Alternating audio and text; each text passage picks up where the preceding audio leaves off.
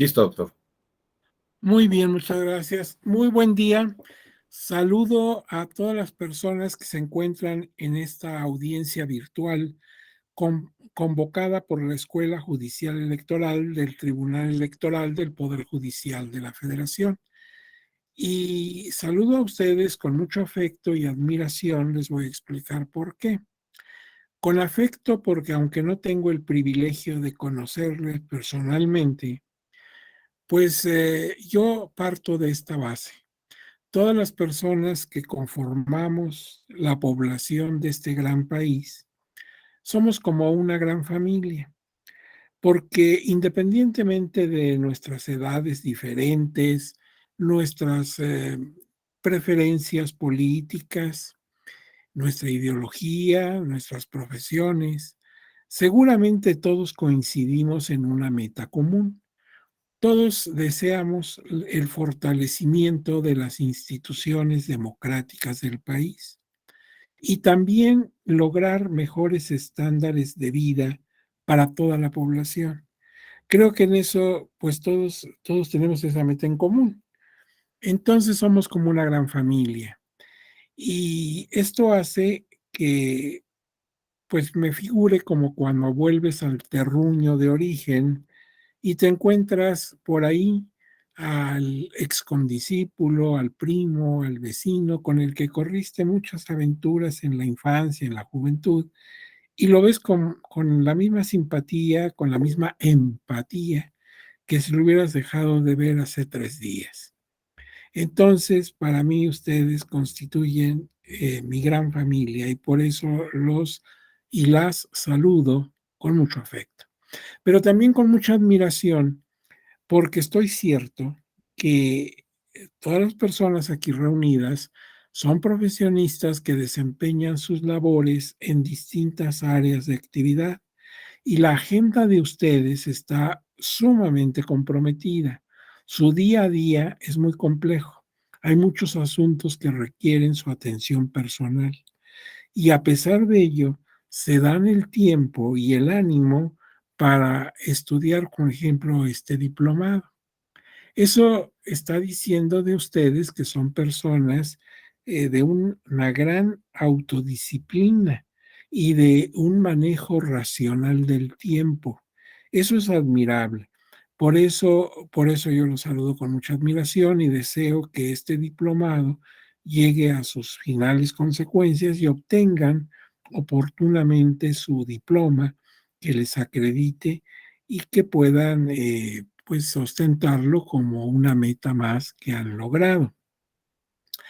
Por otro lado, aprovecho este magnífico foro para públicamente dar las gracias muy cumplidas a las y los señores magistrados que integran el Pleno de la Sala Superior del Tribunal, así como a la doctora Gabriela Rubalcaba, directora de la Escuela Judicial Electoral, y a su staff de colaboradoras y colaboradores, todos ellos, pues al confiarme el que yo comente con ustedes un tema tan importante en nuestra vida político-democrática como son los derechos político-electorales en las comunidades indígenas. Bien, voy ahora enseguida van ustedes a ver, primero antes que hablar del tema, quiero que vean ustedes unas fotografías que revelan algunas costumbres de nuestros pueblos originarios en materia político-electoral. Entonces, si me lo permiten, miren, aquí está una señora poniendo una rayita en el pizarrón. Es la forma una de las formas que tienen estas personas para votar por sus autoridades municipales. Entonces ella en un pizarrón, en una pizarra, está haciendo su rayita. Nada más que observen una cosa, aquí su voto no es secreto, como el que estamos habituados quienes no hacemos uso de costumbres, sino que hacemos nuestra votación por el sistema de partidos. Nos dan una boleta, y vamos a una mampara, nadie se entera por quién vamos a votar y la depositamos en la urna y es totalmente anónima. Una de las, digamos, características esenciales del voto es la secrecía. Pero yo aquí, sin haber estado presente en el momento que esta señora hizo su rayita, estoy observando que en esa ocasión votó por una persona llamada Jaime Castro. Y luego dice, me imagino que debe ser Hernández, puede ser, pero al menos Jaime Castro. Y que don Jaime tiene ya muchas rayitas. Algunas son pequeñas y otras casi ocupan 2 renglones. Y abajo está una persona de nombre Constancio o algo así. Todos nos damos cuenta por quién votó la señora. Bueno, ahora si me permiten pasamos a otra. También en pizarrón, yo veo que el pizarrón lo han colocado en el andador o portal de la presidencia municipal, porque en la fotografía que queda a su izquierda se ve que arriba del pórtico dice municipal y ahí está recargado el pizarrón y hay otra señora ahí también haciendo su rayita. En este caso está votando por una persona, el candidato 2, que dice Sergio. Tampoco es un secreto, todos están observando por quién vota ella. Luego veo aquí ya el mismo lugar, pero ya se nota muy bien que estamos frente al Palacio Municipal de la comunidad de que se trate. Hay personas afuera sentadas, tal vez esperando ser llamados o tal vez ya votaron y están esperando a algún familiar, en fin. Y luego aquí hay otro sistema, es a mano alzada. En lugar de hacer rayita en el pizarrón, hacemos mano alzada. Pero observen, estas personas están en un área abierta, ¿sí? No está cubierta, no está techada, es como un jardín o una cosa así. Observo que predominan los señores, aquí no veo pues a una mujer, al menos no alcanzo a apreciarla, tal vez sí haya mujeres. Y observo que si yo voy a contar los votos de esa manera, a mí, en lo personal, me costaría muchísimo trabajo porque algunas personas pues están muy atrás. Entonces necesitaría yo estar ubicado en una especie de tarima o algo así para contemplar a todos. Es difícil esto. Bueno, pues eso es a mano alzada. Aquí vuelve a presentarse a mano alzada, pero ya es una población más grande. Observen que muy hacia atrás se alcanzan a ver manos. Entonces, para contabilizar está difícil. Por ejemplo, en el primer plano aparece una persona joven con una camisa o una chamarra, sí, una camisa de color morado que tiene sus brazos cruzados. Quiere decir que no es la opción por la que él prefiere. Pero en cambio veo a una persona con una chamarrita gris que tiene sus 2 manos levantadas. Quiero pensar que le entusiasma mucho la idea de votar por el candidato que en ese momento se esté votando y no lo hace de mala fe. Pero si yo estoy contando los votos, pues ahí ya se llevaría 2 votos él, porque sería, aquí porque está en el primer plano, me doy cuenta que está votando con sus 2 brazos. Pero si estuviera más atrás, quizás no lo alcanzaría a distinguir así. Bien, en esta veo que también se trata de indígenas y seguramente por la estructura de la iglesia que se ve al fondo y el atuendo de la señora y el señor que está al lado, deduzco que son de Chiapas. Es el atuendo típico de la gente de los Altos de Chiapas. Chiapas es mi tierra y conozco muy bien la región, pero observen ustedes que ellos están depositando su boleta en urna, como lo hacemos tú y yo en cualquier elección. Efectivamente, de acuerdo a los usos y costumbres, la comunidad puede decidir qué le conviene más. Y cuando dice que le conviene más, por ejemplo, como vimos, rayita en el pizarrón o mano levantada, pues no hay ningún problema, así se realiza. Pero a veces dicen preferimos depositar en urna. Y entonces el instituto local del estado les proporciona las urnas. De manera que por eso vemos que esta señora está depositando su boleta en la urna como si fuera el clásico sistema de partidos políticos. Pero las urnas también las proporciona, en este caso, porque así lo pide la comunidad, el instituto. Aquí veo el órgano fundamental de decisión de una comunidad indígena, que es la asamblea. Vean ustedes que las personas están sentadas, casi todas ellas llevan sus atuendos tradicionales y lo mismo participan personas mayores, ahí veo algunas personas de la tercera edad, pero también veo a una muchacha, una jovencita que, que está también ahí participando.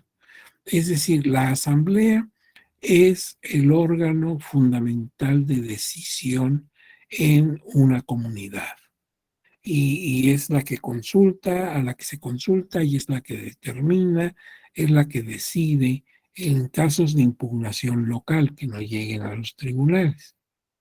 Ahora bien, aquí vemos otra foto de una asamblea. En este caso parece que se trata de personas por su atuendo del estado de Oaxaca. Aquí sí veo que predominan mujeres. Incluso una de ellas lleva un bebito en brazos. Pero vean que también participa un niño. Está en el primer plano, tiene su camisa azul. Pero el niño levanta su mano. Desde luego, no para hacer trampa. Pues, me imagino que como todo el mundo levanta su mano, él también levanta su mano. Pero pues hay que tener cuidado al contabilizar los votos así, porque ese voto podría contar y pues no es una persona que pueda todavía participar por su edad. Pero bueno, aquí vemos que en este ángulo de la asamblea predominan las mujeres. Luego vemos aquí en urnas, pero ya en urnas de las que nosotros participamos. Se trata de un señor que está eligiendo a su gobernador, el gobernador de su estado, pero la elección para gobernador no entra dentro del sistema de usos. Tienen ellos que votar como votamos todos. Esto quiere decir que esto de votar en elecciones por usos y costumbres solamente puede hacerse para autoridades municipales, porque tanto los diputados al Congreso local del Estado como para gobernatura, esto debe ser en el sistema de tradición, del sistema ordinario de la ley. Entonces, nuestros amigos de las comunidades indígenas tienen también su credencial para votar y hacen su voto en las elecciones locales y federales, claro, también para presidente de la República y diputados, diputadas, senadores, senadores. Entonces ahí estamos viendo a un señor que para que pueda depositar su boleta en la urna de gobernador, pues necesariamente tiene su credencial para votar con fotografía como la tenemos todos cuantos nos ostentamos como ciudadanos o ciudadanas nacionales. Aquí tienen ustedes en otra vista la asamblea. Vemos también que hay muchas mujeres, aunque también pues van hombres, algunos hombres y mujeres con sus bebés y algunas personas incluso de la tercera edad. En otra vemos aquí también votando, pero en urnas de las que usamos nosotros. Seguramente es una elección federal y o local. Y luego tenemos aquí a algunas mujeres que esto, por lo que estamos observando, les están dando boletas impresas. Entonces también se trata de elecciones a las que nos convocan a todos, aunque no seamos miembros de comunidad indígena. Observen esta, aquí vemos en esta área de la asamblea predominan los señores y su mano levantada están seguramente votando por alguna opción. En esta otra vemos personas formadas, seguramente por lo que estamos observando en el extremo que se ve de la mesa de la derecha, es una elección de partidos políticos. Y aquí predominan las mujeres en esta fotografía. Aquí vemos también otra que también seguramente es de elecciones federales o locales, pero de las que de partidos políticos. Vemos algunas señoras de la tercera edad, otras más jóvenes, y pasamos a otra.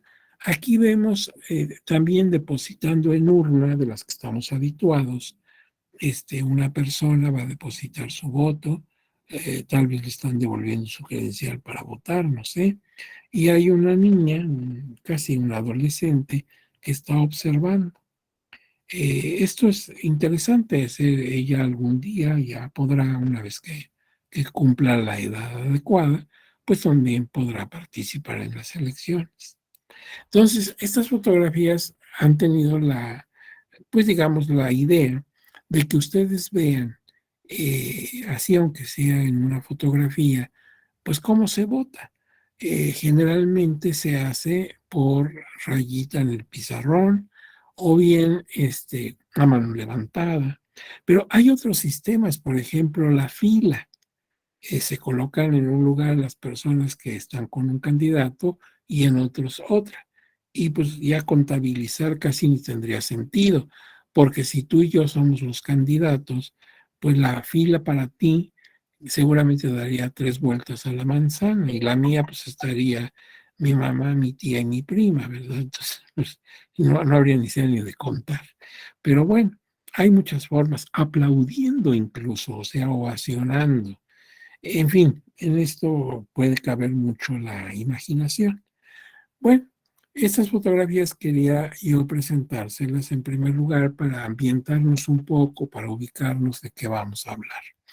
Ahora bien, vamos a pensar en el objetivo general que queremos perseguir, que queremos alcanzar en esta sesión y en la de mañana. Mañana tenemos otra sesión sobre el tema.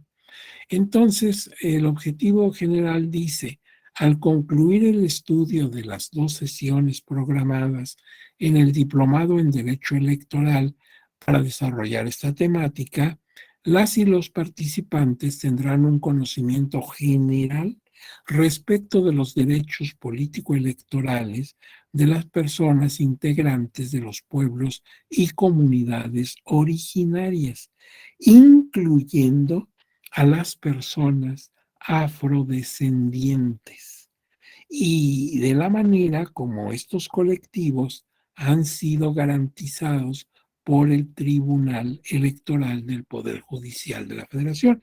Entonces, nuestro propósito con estas 2 sesiones, y es el propósito de la Escuela Judicial Electoral, es que ustedes tengan la mayor información posible para que comprendan por qué se da un tratamiento especial en materia político-electoral a las personas de los pueblos originarios, tanto indígenas como personas afrodescendientes. Bien, es importante que nos tracemos un objetivo general porque el que no sabe a dónde va, pues no sabe si ya llegó. Entonces, siempre hay que ponernos un objetivo, ¿verdad? No es lo mismo ir a Mérida que a Guadalajara.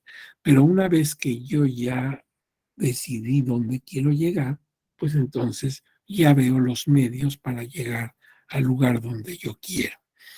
Y de acuerdo a ese objetivo general viene el temario que queremos desahogar en el curso de las 2 sesiones. Primero una introducción para que nos ubiquemos bien por dónde está nuestro tema.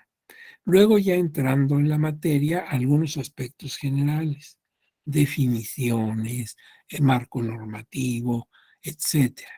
Luego hablaremos de los derechos político-electorales de los indígenas en general. la tutela jurisdiccional, cómo han sido protegidos esos derechos por los organismos jurisdiccionales, la inclusión muy reciente de las personas afrodescendientes y desde luego jurisprudencias, tesis y orientación del Tribunal Electoral. En este sentido, yo les alerto desde ahora que el Tribunal Electoral del Poder Judicial de la Federación ha emitido una gran cantidad de tesis y jurisprudencia conforme va resolviendo los casos concretos en materia de impugnaciones de estos pueblos originarios. Y entonces, bueno, el ámbito de jurisprudencia y de tesis es muy amplio. Nosotros no lo podemos abarcar todo porque el tiempo no nos los permite. Buscaremos las tesis y jurisprudencias más destacadas, pero el bagaje, el contenido, el patrimonio en materia jurisdicción de jurisprudencia y de tesis es muy amplio. Y bueno, luego sacaremos conclusiones, esas son muy subjetivas, son mis conclusiones. A lo mejor ustedes coinciden en ellas o ustedes tienen otros puntos de vista. Las conclusiones las obtiene cada persona que accede a este diplomado y que conoce este tema. Bueno, eso es lo que queremos desahogar entre hoy y mañana. Ahora bien, empecemos hablando de la introducción. Miren, aquí esta lámina hace una reflexión muy interesante. Dice, a pesar de que las personas descendientes de pueblos originarios, conocidos como indígenas, han estado presentes a lo largo de toda la historia nacional, desde la época prehispánica hasta el día de hoy, se constituyeron como una gran variedad de pueblos y comunidades a lo largo y ancho del territorio, permaneciendo en general como grupos marginados en lo económico, lo político, lo social y peor aún en el ámbito jurídico. Si yo observo el territorio que ahora es mi país, sí, así lo que ahora es México, digamos, de Tijuana a Tapachula y de Matamoros a Chetumal, con sus dos penínsulas, ese es mi territorio. Y observo que en la antigüedad prehispánica, antes de la llegada de los españoles, aquí se asentaron varios pueblos. Nosotros en nuestras clases de historia nacional, desde la primaria, secundaria, preparatoria, pues hemos sabido de algunos pueblos muy destacados, desde luego los mayas, los aztecas, los mixtecos zapotecas, los purépechas, los toltecas y varios pueblos más. Y cuando vemos su cultura, lo que nos han dejado, sus pirámides, sus monumentos, sus piezas arqueológicas, observamos que tuvieron un gran desarrollo de civilización. Sin embargo, estos pueblos eran diferentes, o sea, coincidían en algunas cosas, pero en otras eran diferentes. Algunos fueron contemporáneos, vivieron en la misma época. Por ejemplo, los aztecas y los mixtecos zapotecas de Oaxaca, pero algunos no. Algunos vivieron con mucha anticipación a otras culturas. Por ejemplo, los olmecas que se asentaron en el estado de Tabasco y sur de Veracruz, pues desarrollaron su cultura muchísimo antes que los aztecas. O sea, los olmecas nunca pensaron que iba a haber un pueblo azteca. Entonces, algunos eran contemporáneos, otros no. Algunos tenían un grado de civilización muy avanzado. Por ejemplo, los mayas, que sabían mucho de medicina, de astronomía, de aritmética o matemáticas, tenían conocimientos que hoy nos sorprenden mucho. Y en cambio otros pueblos vivían en la barbarie. Por ejemplo, los chichimecas. Los chichimecas no eran un pueblo, sino muchos pueblos, muchas tribus, a las que se les daba en general el nombre de chichimecas, que significa barbarie, significa bárbaros. Entonces, ellos se ubicaban desde el norte de los estados actuales de Querétaro, Hidalgo y Estado de México, al norte de estas entidades y todo el centro y norte del país. Zacatecas, Durango, San Luis Potosí, toda esa zona estaba poblado por pueblos, porque no era uno solo, eran varios pueblos que se conocían como chichimecas. Si yo traduzco chichimeca a mi idioma español, sería como decir bárbaros del norte, eran los bárbaros del norte, pero no me refiero a un conjunto musical que ustedes conocen, sino a los bárbaros que vivían en el norte, vivían en un estado de salvajismo, muy diferente a los mayas, a los tlaxcaltecas, a los toltecas, por ejemplo. Tolteca al revés. Decirle a alguien tolteca en el mundo prehispánico equivalía a decirle sabio. Tolteca era sabio, era persona ilustrada, contrario totalmente a la idea de un chichimeca.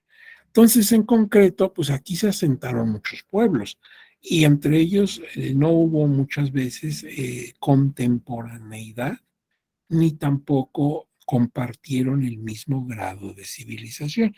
Y eso por hablar nada más de mi territorio, de lo que ahora es México. Porque si veo el continente, pues va a pasar lo mismo.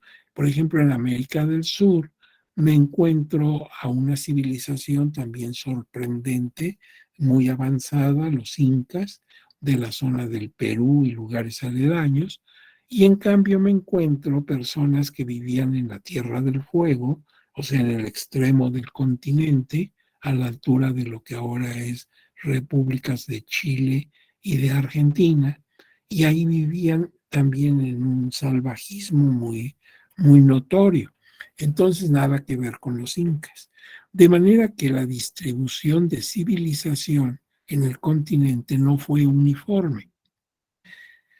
Ahora bien, como quiera que sea, pues ellos eran los habitantes de esta región, se asentaban en territorios diferentes e iban desarrollando su cultura a través de lo que le permitía el medio ambiente en el que se desarrollaba.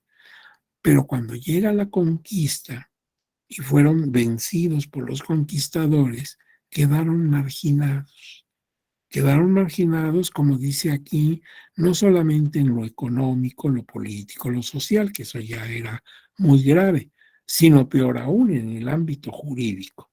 Vamos a ver hasta dónde podemos afirmar tal cosa. Estos grupos, a pesar de haber ocupado esta porción del continente en forma original, pues son los pueblos originarios, por el hecho de ser conquistados por España a partir del siglo XVI, quedaron prácticamente excluidos de la integración y preocupación de los grupos de poder en cada una de las etapas históricas del país. O sea, la marginación de estos pueblos que, como quiera que sean dueños del territorio, pues quedaron sentadas las bases de su marginación desde el momento de la conquista y hasta muy entrado nuestro tiempo. Ahora, algunas personas me harían la observación, y con toda razón, dirían, oiga, pero en esa época de la dominación europea se establecieron políticas de protección y normas tutelares para ello. Sí, efectivamente, tanto la iglesia como la corona tomaron medidas para proteger a los indios. Eso es claro y no lo podemos negar. Todos tenemos en la mente la imagen clásica que a través de pinturas con comentarios de la época nos dan a ver que una labor muy importante de la iglesia fue la protección a los indios. Todos tenemos muy clara la imagen del fraile deteniendo la mano del hacendado, del encomendero que va a latigar o golpear a un indígena. Entonces la iglesia protegía a los indígenas. También la corona. Si yo veo las leyes de Indias de 1680 decretados por la corona española, observo algunas medidas en favor de los indígenas. Por ejemplo, queda claro queda claro que el propio rey Carlos V en 1542, o sea, apenas iniciándose la colonia, por ejemplo, México fue conquistado por Cortés en 1521. Pues en 1542, o sea, unos 20 años después, Carlos V decreta las nuevas leyes de Burgos, en la ciudad de Burgos, allá en España, y en ella declara libres a los indígenas y ya no serán esclavos.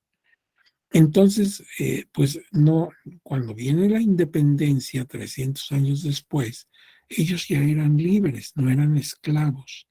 Cuando el padre Hidalgo y don José María Morelos, por ejemplo, decretan abolición de esclavitud, se referían a los negros, no a los indios, porque ellos tenían 300 años en que ya no eran esclavos. Ahora, vivían marginados, explotados, sí, pero eran libres. Entonces, pues esa fue una medida de protección a los indios. También se impidió que los marcaran, porque los marcaban como si fueran animales, ¿verdad? Con un hierro candente, les ponían en su mejilla o en sus glúteos o en la frente una marca como animalitos, como ganado, para que vieran que eran propiedad de fulano. Esto se prohibió también y ya no se practicó. Entonces, queda claro que había medidas de protección a los indígenas. Por ejemplo, una mujer indígena no podía entrar al servicio doméstico en una casa si no vivía acompañada de su marido o de su padre o de su hermano, en fin, de un hombre de respeto en su casa.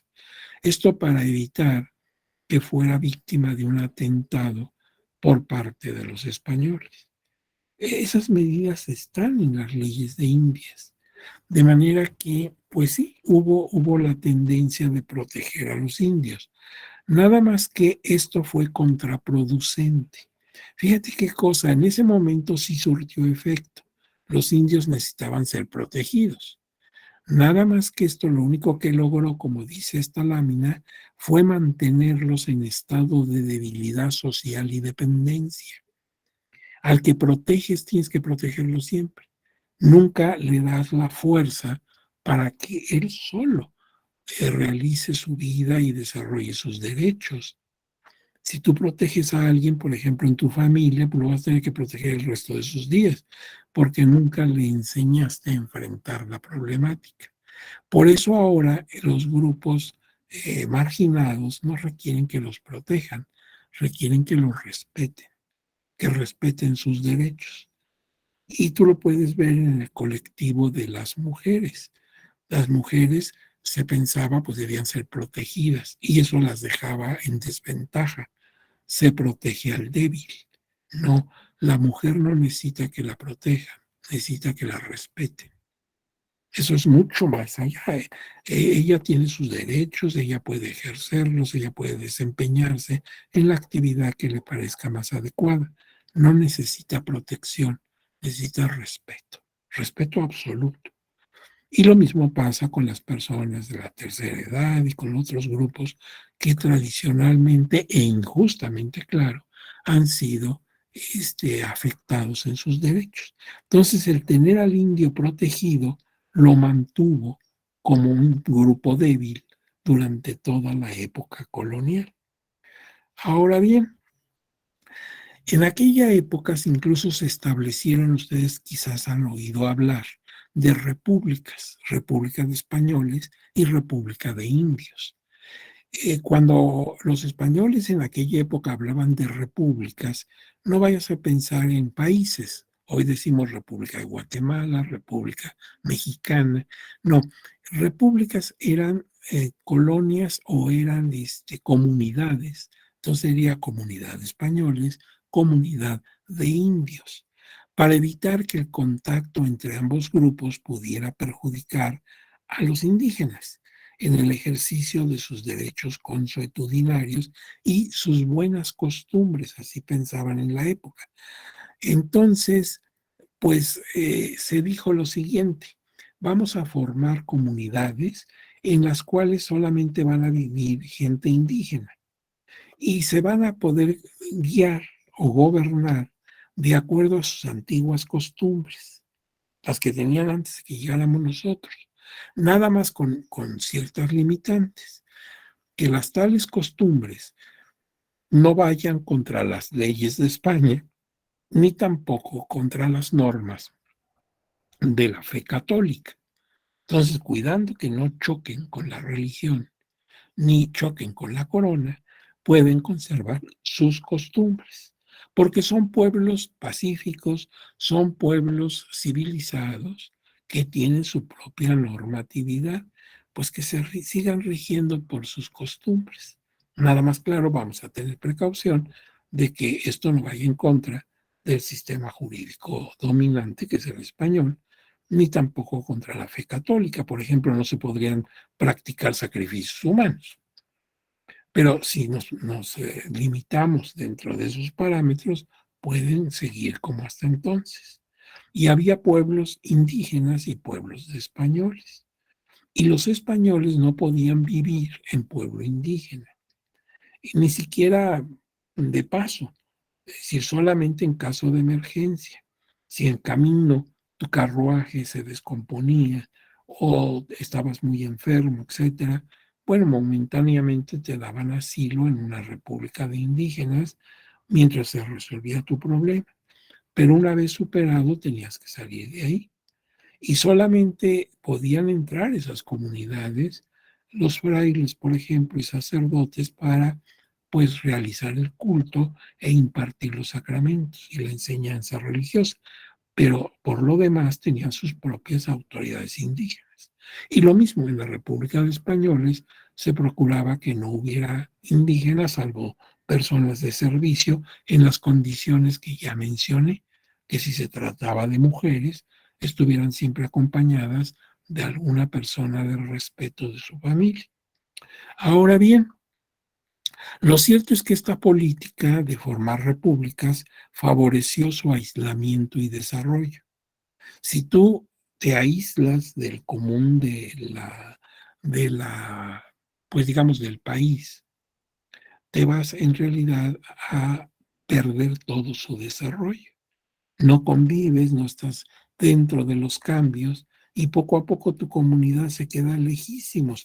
No se nos olvide esto, porque ahora, por ejemplo, se piensa que debemos conservar las lenguas indígenas y hablarle a nuestros niños en esas comunidades y enseñarles lo que hay que aprender en la escuela, pero en su lengua indígena. Está bien conservar los idiomas, pero cuidado, porque si tú no impulsas a que el niño sea bilingüe o si se puede políglota, pues lo estás limitando, nunca va a salir de su comunidad, porque simplemente cuando baje a la capital de su estado, ya va a tener problemas para poderse comunicar, porque no todo el mundo habla la lengua indígena.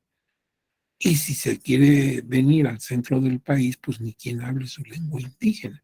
Entonces, cuidado con esto, porque al limitarlo de esa manera, lo estamos limitando en su vida. Ese niño no podrá salir ya cuando sea adulto de su pueblo, porque fuera de él ya nadie le entiende. ¿Por qué no enseñamos a nuestros niños a hablar su idioma original, el náhuatl, el otomí, el que tú me digas, para conservar la lengua, la cultura? Eso no se discute. Pero también que aprendan español, pero también, si es posible, que aprendan inglés. Y con eso les estás abriendo el mundo. Se trata no de que pierdan su identidad, sino que tengan una cultura universal. Si tú le abres a una persona el mundo de los idiomas, le abres muchas puertas. Si tú se las cierras diciendo, aquí nada más vamos a hablar, vamos a ser monolingües para conservar nuestro idioma, pues sí logras tu cometido, pero también cancelas las expectativas de vida de las personas. Bien, eso de aislarnos no es la forma más conveniente.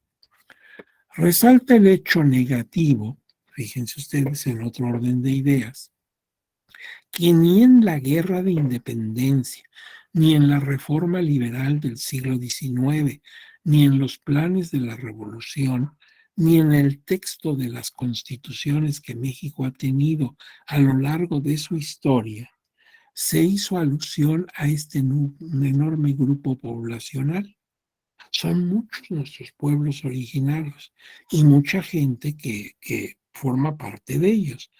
Pero si tú ves todas las proclamas de los héroes de la independencia, de la época de la Reforma liberal y de la época de la Revolución, no te encuentras alusión alguna a los indígenas.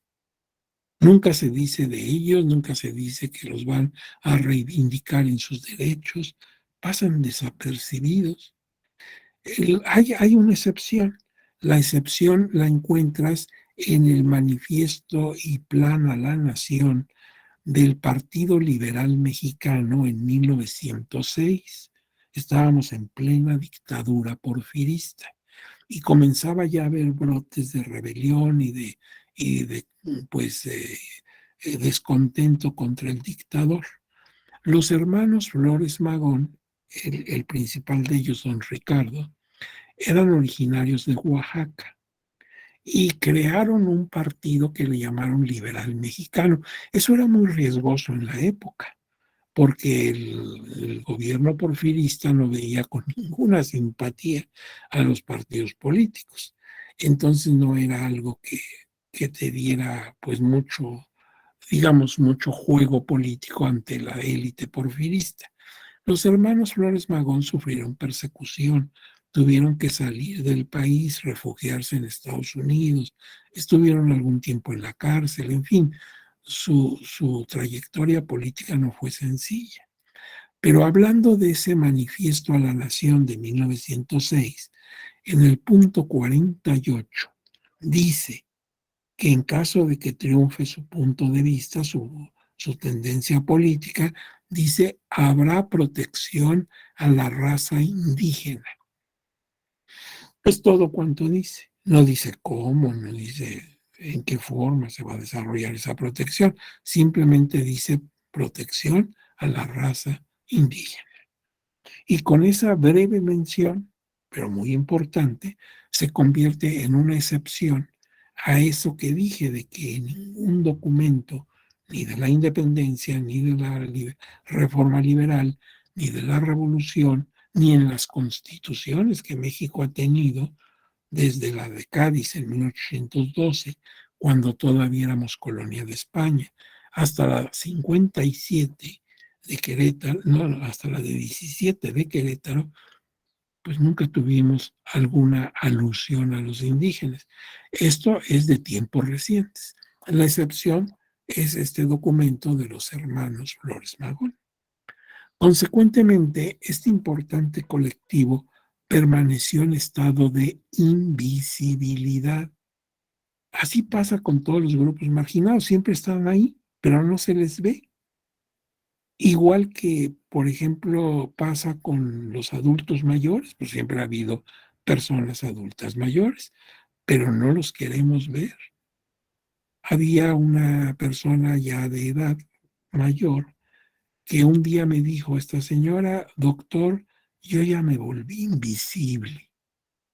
Y le preguntaba yo, ¿y por qué, señora, dice usted eso? Dice, porque mire, estoy sentada aquí en la sala de mi casa, entran y salen las personas y no me saludan. Y si yo las saludo, no me contestan. Y están platicando aquí en la sala, yo estoy sentada en un sillón y no me dejan participar en su plática. Ya me volví invisible. Pues sí, los grupos marginados se vuelven invisibles. Están, pero no los queremos ver. Y eso pasó con los indígenas. Siempre estuvieron ahí, estaban desde antes de la conquista y siguen estando ahí, pero no queremos verlos, no queremos concientizar que existen. De hecho, hasta terminar la Segunda Guerra Mundial, cuando a raíz de que el mundo conoció el genocidio que se desarrolló en los campos de exterminio nazis y pues todas las injusticias y crímenes que ahí se cometieron, y en general en las dictaduras militares de la época en Europa, se originó una preocupación mundial por evitar la barbarie y debido a ello, entre otras medidas, se comenzó a generar una cultura de reivindicación para grupos tradicionalmente vulnerables, como las mujeres, la niñez, los migrantes, y en el caso que nos ocupa de los pueblos originarios.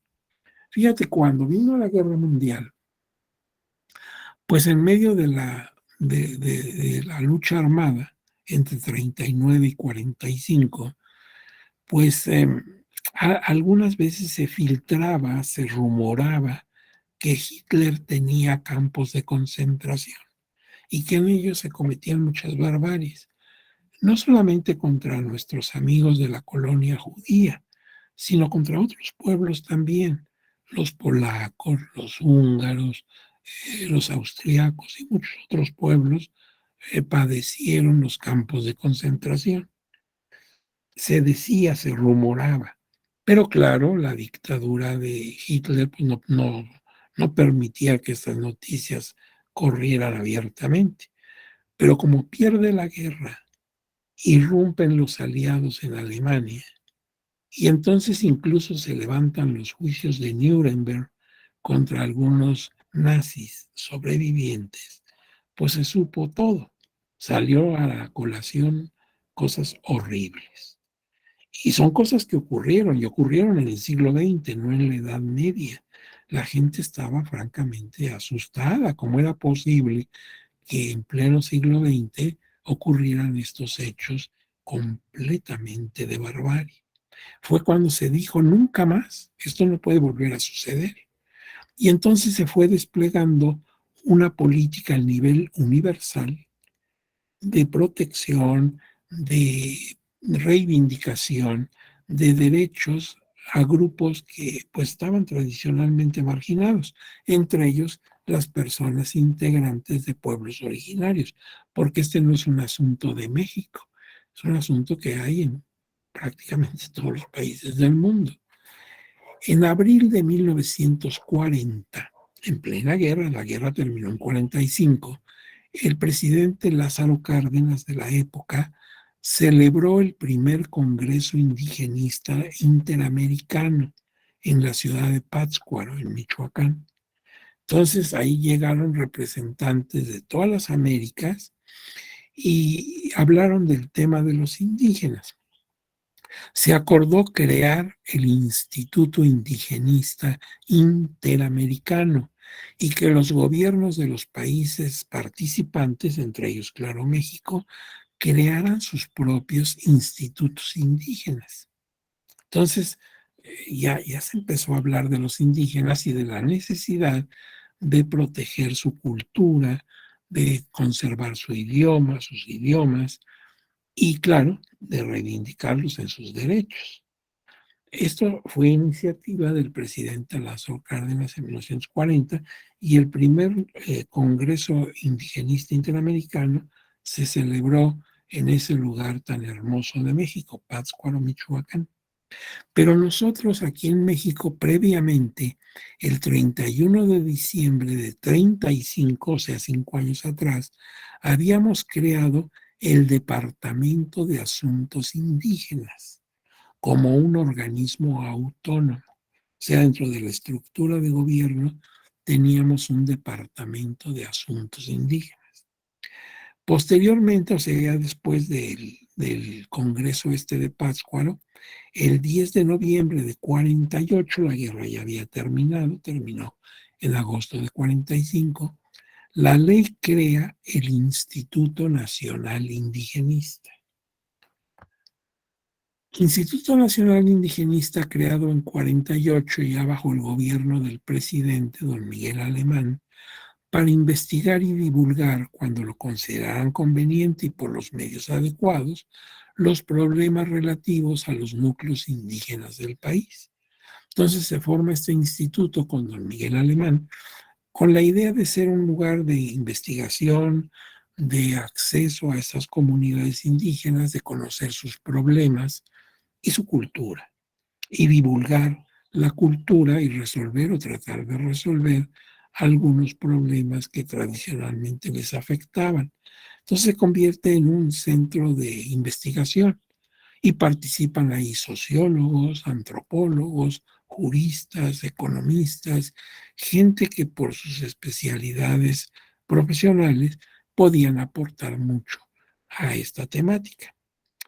Hubo una reforma de 14 de octubre de 2002 con el presidente Vicente Fox, bajo la idea de considerar a este Instituto Nacional Indigenista como un organismo público del gobierno federal encargado de diseñar e instrumentar la política gubernamental para la promoción y defensa de los derechos y el desarrollo integral de los pueblos indígenas y promover su participación social organizada en el marco del reconocimiento de naturaleza pluricultural. En el gobierno del presidente Fox y a raíz del levantamiento armado en Chiapas, el levantamiento de los zapatistas, pues se procuró meter mano muy fuerte al asunto de los indígenas. Entonces la idea es que ahora el Instituto Nacional Indigenista se encargara de ser como un instrumento de comunicación entre los pueblos indígenas y el gobierno. Por ejemplo, para establecer el Plan Nacional de Desarrollo, debía consultarse a las comunidades indígenas sus necesidades y sus sugerencias. En fin, ya se le da al Instituto Nacional Indigenista mayor fuerza. No se nos olvide que en tiempos del presidente Fox se quitó el texto del artículo segundo de la Constitución Política de los Estados Unidos Mexicanos que prohibía la esclavitud. Y se pasó eso de la esclavitud al artículo primero. Es el penúltimo párrafo del artículo primero. Y entonces el artículo segundo quedó sin contenido, quedó vacío. Y ahí se aprovechó para establecer los derechos de los pueblos indígenas. Derechos de todo tipo, laboral, social, agrario, político, electoral, etc. Entonces hoy sabemos que el artículo segundo está dedicado solamente a los pueblos originarios. Y esto de la prohibición de la esclavitud quedó dentro del artículo primero. Se sigue dando la misma lectura de que está prohibida la esclavitud en México, pero ya no está en el artículo segundo, sino en el artículo primero. Bien, en la época actual, el presidente López Obrador creó el Instituto Nacional de los Pueblos Indígenas, ahora se llama así, Instituto Nacional de los Pueblos Indígenas, y se concibe como un organismo descentralizado, no sectorizado a alguna Secretaría de Estado, que forma parte de la Administración Pública Federal. Este instituto, este nuevo instituto, fue creado el 5 de diciembre de 2018. Ahí aparece en esa fecha, publicado en el Diario Oficial de la Federación, su creación, su naturaleza jurídica y sus funciones y estructura.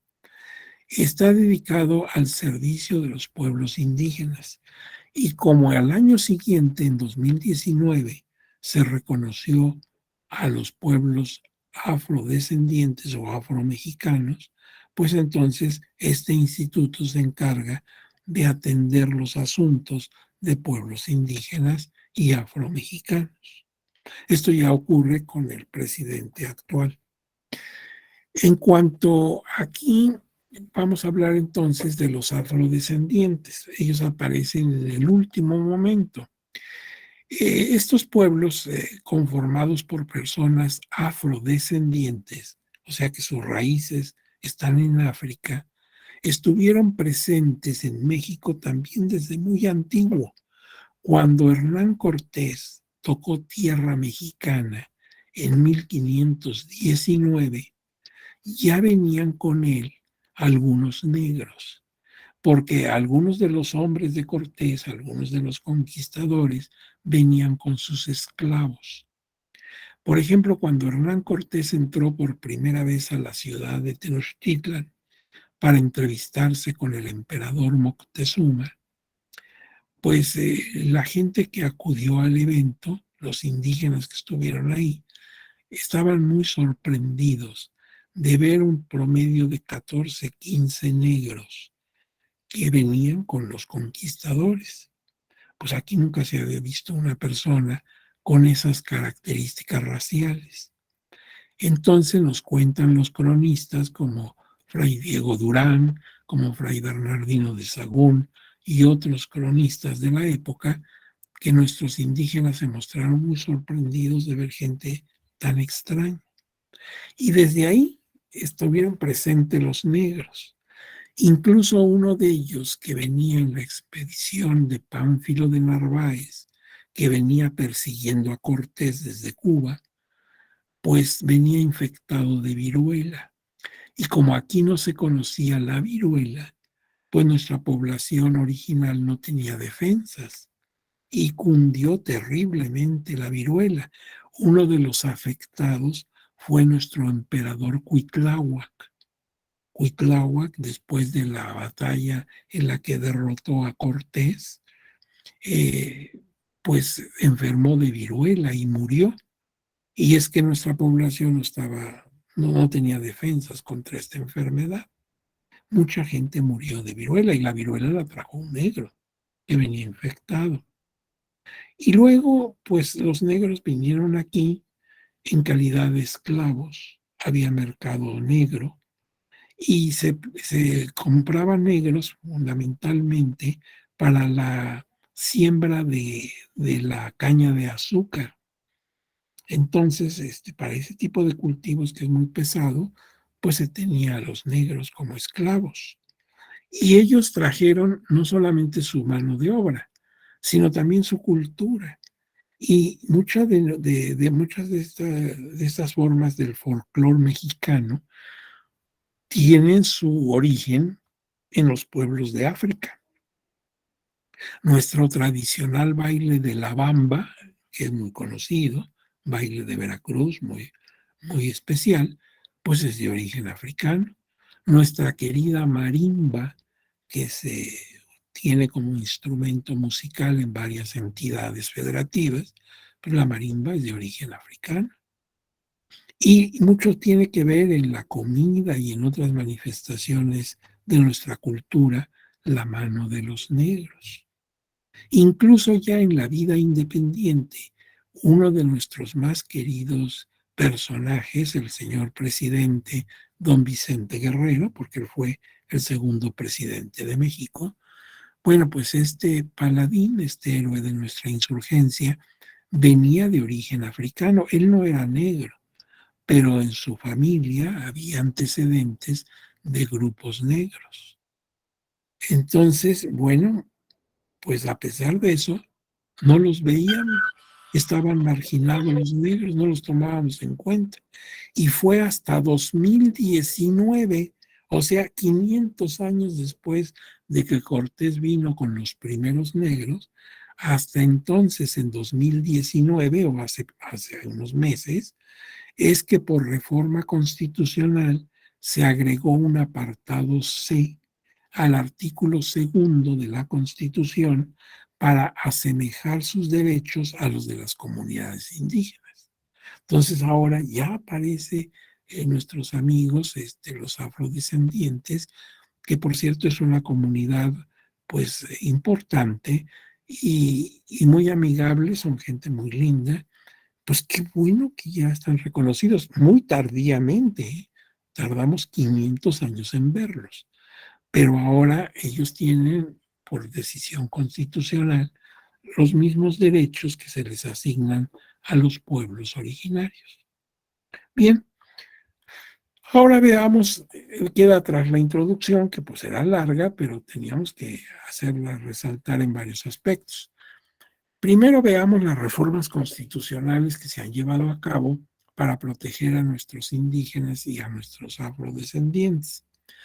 La primera reforma data del 28 de enero de 92. Se reformó el artículo cuarto de la Constitución para considerar a México como una nación pluricultural. México no es una cultura, somos muchas culturas. Porque así como están tantas culturas indígenas y afrodescendientes, también están las culturas que no son indígenas ni afrodescendientes. Entonces somos un país pluricultural y qué bueno que lo seamos, porque quiere decir que somos el resultado, el resumen de muchas culturas y eso enriquece nuestra vida nacional. Bueno, pues la mención de que México es una nación pluricultural estaba en el artículo cuarto y se reformó en 92 precisamente para establecer ese criterio de pluriculturalidad. Una segunda reforma se da el 14 de agosto de 2001 al artículo segundo, donde se define los pueblos y comunidades indígenas, se habla de la identidad indígena y de la libre determinación, porque les decía, se quitó todo el contenido del artículo segundo que hablaba de la esclavitud y se pasó esto al primer artículo, y entonces al quedar el segundo sin contenido, ahí se colocó todo lo referente a los indígenas y ahora lo referente a los afrodescendientes. La tercera reforma es del 22 de mayo de 2015. Se reforma el artículo segundo en donde se establecen los derechos político-electorales de los indígenas, que es lo que a nuestro diplomado le interesa. No perdamos de vista que nuestro diplomado es en derecho electoral. Entonces, cuando se construye este tema que estoy desarrollando, se habla de los derechos político-electorales, porque en el artículo segundo hay derechos de mucho tipo para los pueblos originarios. Por ejemplo, derechos laborales, derecho a conservar y explotar sus recursos naturales y muchas otras cosas más. Pero lo que va a importarnos a nosotros es concretamente el ángulo de lo político electoral. A partir de 2015 quedaron impactados en el texto de la Constitución. Una cuarta reforma fue del 29 de enero de 2016, el artículo segundo, en donde incluye a la población indígena de la Ciudad de México. En la Ciudad de México también hay pueblos originarios y se pide que estos pueblos originarios sean consultados para desarrollar el Plan Nacional de Desarrollo. El gobierno debe tener su Plan Nacional de Desarrollo y para estructurarlo debe tomar en cuenta la consulta a los pueblos indígenas, cuáles son sus necesidades y cuáles sus sugerencias para satisfacerlas. La quinta reforma es del 6 de junio de 2019 al artículo segundo para que los indígenas puedan elegir en municipios con población indígena representantes ante los ayuntamientos. Y esto debe hacerse con paridad de género. Donde todos son indígenas no hay problema, sus usos y costumbres, y van a elegir a sus ayuntamientos. Pero hay lugares donde no necesariamente son pueblos indígenas, pero sí tienen una fuerte presencia. Entonces ahí eligen a sus autoridades en forma de partido político. O sea, la manera que lo hacemos nosotros, que no estamos involucrados en comunidades indígenas. Pero las personas indígenas en esos municipios tienen derecho a elegir representantes frente a su ayuntamiento, nada más procurando que esos representantes tengan paridad de género, o sea, vayan en número igual hombres y mujeres. Y la sexta reforma, que apenas data del 9 de agosto de 2019, al artículo segundo, colocando un apartado C, como decíamos, para incluir a los pueblos y comunidades afromexicanas. ¿Sí? O sea, y se dice de ellos que tienen los mismos derechos que tienen los indígenas. Entonces ya muy tardíamente, pero qué bueno que ya están reconocidos sus derechos en el artículo también segundo de la Constitución. Ahora vamos a hacer esta distinción. Vamos a hablar de qué es el derecho indígena. El derecho indígena es una especialidad jurídica. El derecho es un solo fenómeno, pero por razones de estudio y de especialización se divide en áreas. Esto es como la medicina es un solo fenómeno, es una ciencia, pero por especialidad la dividimos en oncología, patología, ginecología, pediatría y todas las que tú quieras. Bueno, al derecho le pasa igual. El derecho es uno solo, pero tiene sus especialidades. Derecho administrativo, constitucional, penal, agrario, etcétera. Bueno, pues el derecho indígena es la especialidad jurídica conformada por los distintos sistemas normativos generados por los pueblos originarios y las comunidades que los integran, y que junto con el derecho formalmente legislado integran el sistema jurídico mexicano. Esto último es muy importante y lo ha insistido el Tribunal Electoral del Poder Judicial de la Federación.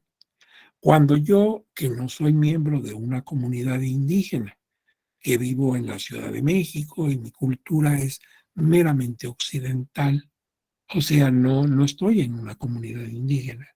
Y veo que en las comunidades indígenas de mi país se rigen por usos y costumbres. Los veo tan distantes que pareciera que es otro país. Y esta definición, y sobre todo la política que ha insistido en ello el Tribunal Electoral, me hace ver que no, que los usos y costumbres de los pueblos originarios forman parte del sistema jurídico mexicano. O sea, están incorporados al derecho, forman parte del derecho mexicano. Que no se me olvide eso. Estos pueblos no están perdidos ahí en el espacio sideral, sino que forman parte, así como la Constitución o el Código Penal Federal o cualquier otra disposición normativa nacional, así también la forman los usos y costumbres de los pueblos originarios. Entonces es una nueva especialidad donde se estudia esos sistemas de costumbre consuetudinarios que rigen, porque así lo mandata la Constitución en su artículo segundo, a los habitantes de los pueblos y comunidades originarias. Ahora bien, yo quiero distinguir entonces, ya que sé lo que es el derecho indígena, quiero distinguirlo de tres otras especialidades jurídicas: derecho prehispánico, derecho indiano y derecho indígena. Visto así de primera mano, pareciera que es lo mismo. Prehispánico, indiano, indígena, pues se me hace que es lo mismo, son los indios. No, es diferente. Las tres son especialidades jurídicas, como el derecho penal, el civil o el mercantil. Veamos, derecho prehispánico es el conjunto de normas e instituciones jurídicas que regularon, eso ya pasó, a los pueblos autóctonos de América. Entonces ahí me voy a encontrar al derecho azteca, al derecho maya, al mixteco zapoteca y así, así. Y eso por hablar nada más del territorio que ahora es México, porque podría quedar incluido también el derecho inca, por ejemplo. Entonces, hagan de cuenta que tengo una caja y meto dentro de ella unas cajitas. Una dice derecho azteca, derecho maya, derecho tlaxcalteca. Cierro la caja y le pongo una cinta canela encima de la cual escribo derecho prehispánico. Entonces no hay un derecho prehispánico, hay muchos. Tantos como pueblos se asentaron en este territorio antes de la llegada de los conquistadores. Es a lo que yo llamo derecho prehispánico, antes de España. Luego viene la segunda área del derecho, la segunda especialidad, derecho indiano. Es el conjunto de normas, instituciones, procedimientos y principios filosóficos jurídicos que España aplicó en sus territorios de ultramar. En el siglo XVI, pues se viene todo el fenómeno de la conquista. Y entonces se formaron reinos en esta parte del mundo, el reino de la Nueva España, el reino del Perú y así, así. Pues en estos lugares se empezó a aplicar el derecho español, adaptándolo a la realidad de América. Y eso es el derecho indiano. ¿Por qué se le llamó indiano? Porque como todos sabemos, por un error histórico-político, histórico-geográfico, Cristóbal Colón pensó que había llegado a la India así del continente asiático.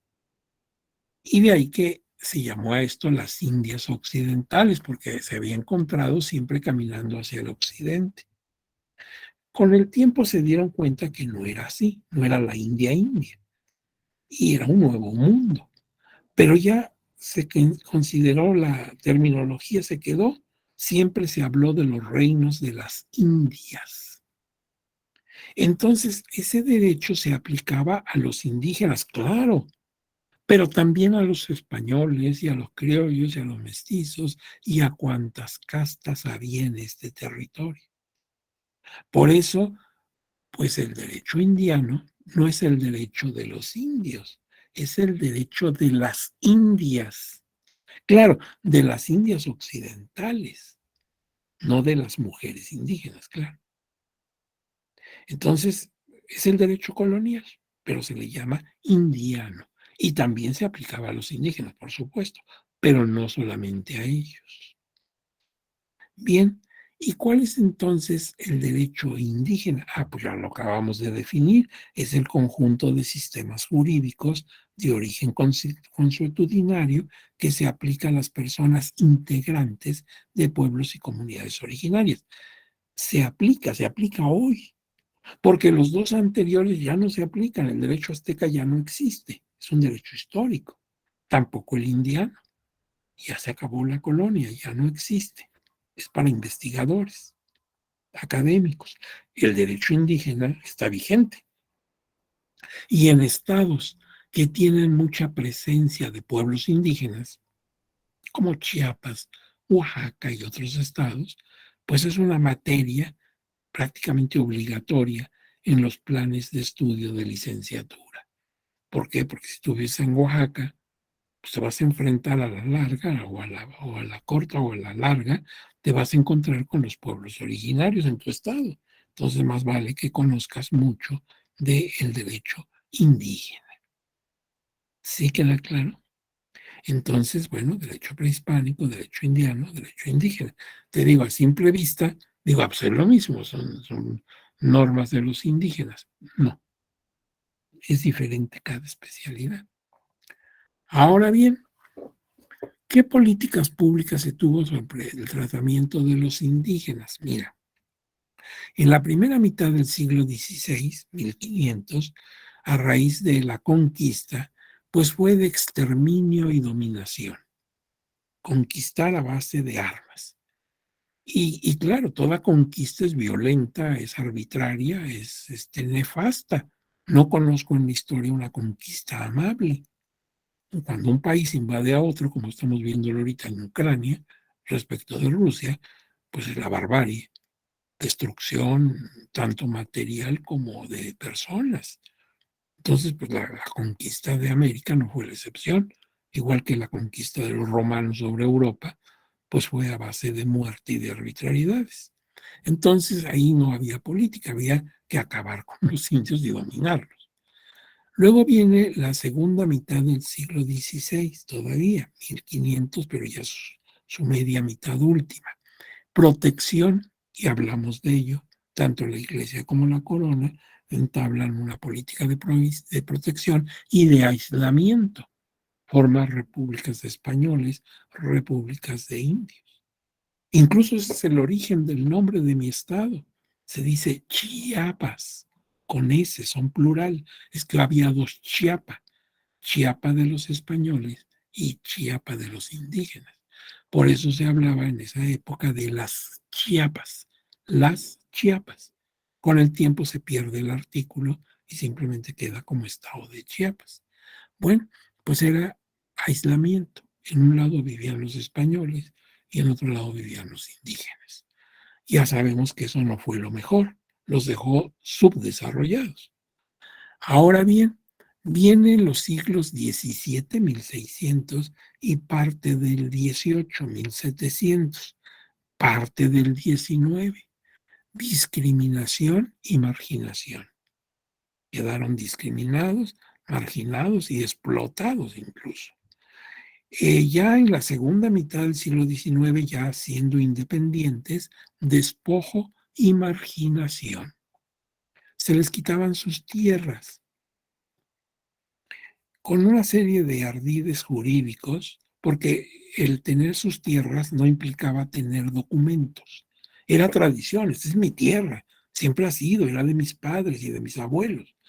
Pues sí, pero si no tienes papeles, no eres dueño de la tierra. Y se despojó a pueblos enteros. En Nayarit, en Sonora, en Chiapas, se les despojó de sus tierras. Eso provocó alzamientos que eran sofocados a sangre y fuego. Y fíjate, ese despojo de sus tierras no lo hicieron los españoles, lo hicieron los mexicanos, ya éramos país independiente. Los liberales, precisamente, establecieron las leyes que despojaron a nuestras comunidades indígenas. Y el despojo no fue de los españoles. Incluso España respetó las tierras de los indígenas. La que no lo respetó fue la reforma liberal, que sí destruyó esas tierras, se las quitó a los indígenas. Luego viene en la primera mitad del siglo XX asimilación. Dijeron, bueno, que los indígenas se asimilen a la cultura occidental, por llamarla de algún modo, que se quiten de su idioma, se vengan a las ciudades, estudien y se incorporen a la vida nacional. Eso no está bien tampoco, porque se pierden las culturas. El indígena deja su territorio, habla otro idioma y al rato ya no tiene nada de indígena. Esto ya le sucedió también a Canadá. Canadá quiso hacer lo mismo, asimilarse, que vengan y bajen a Vancouver y a Toronto, etcétera, estudien, se les da facilidades para ello, se hace también consideraciones fiscales para que adquieran una propiedad, en fin, todas las facilidades para que dejen de ser indígenas, porque allá tienen una población indígena también importante, y se vuelvan canadienses, ya sea de la parte francesa o de la parte inglesa. Y fueron criticados fuertemente, incluso en foros internacionales. Se acusó a Canadá de etnocidio, porque así como etnocidio cultural, porque así como el etnocidio físico, matar gente por raza, pues es un delito muy grave, también acabar con una cultura es un delito. Si es que se pierda un idioma, es algo terrible para la humanidad entera. Y luego todavía los mismos canadienses se lanzaron contra su gobierno diciendo, oye, ¿por qué a ellos les das facilidades y yo también pago impuestos? No soy indígena, pues si soy canadiense, ¿por qué vas a tener un trato especial con ellos? Pues lo vas a tener con todos o con ninguno. Total que Canadá tuvo que dar marcha atrás a la famosa asimilación. Luego, en la segunda mitad del siglo XX, pues visibilidad los empezamos a ver, ¿sí? Ahí están los indios y ahí están sus problemas, no podemos soslayarlos y reconocerlos, ¿sí? Reivindicarlos. Y ya en nuestra época, siglo XXI, lo que va del siglo actual, pues considerarlos como comunidades autónomas en una democracia incluyente, considerando al país como una composición multicultural. Entonces, el camino que hemos venido siguiendo desde la llegada de los conquistadores hasta, por ejemplo, en 2019, incorporar a los afrodescendientes, pues no ha sido nada sencillo. Y en medio de ello, los pueblos originarios han sufrido marginación, desprecio, humillaciones que de ninguna manera se justifican.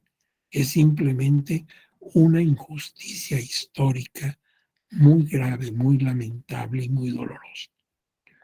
Pasamos ahora a la nominación. Fíjate, la palabra indio la empleamos en forma peyorativa. Si queremos ofender a alguien, decimos: "Es un indio", como si serlo fuera una vergüenza. Y nunca nos hemos puesto a pensar de dónde viene la palabra indio. Y de ahí se deriva indígena y todo lo que tú quieras. Indio viene del latín, se escribe igual, indio, y se pronuncia igual, indio. ¿Y sabes qué significa? Originario de. En la época del Imperio Romano, que conquistó a todo el mundo conocido, pues era muy importante saber de dónde eras tú indio. No era lo mismo ser de Hispania que de Lusitania, que de Germania, que de Mauritania, colonias todas del Imperio Español. Entonces siempre te preguntaban, ¿tú eres indio de dónde? Tú dices, ah, pues yo soy de Hispania, lo que ahora llamamos España, o soy de Lusitania, lo que ahora llamamos Portugal, o soy de Germania, lo que ahora llamamos Alemania, y así, así.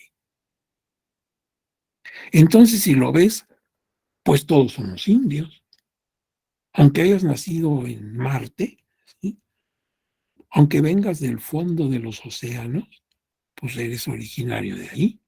Entonces, viéndolo así, todos somos indios. Indios de acá, indios de allá, indios de acullá. Entonces, como que ya no corresponde al, digamos, cartabón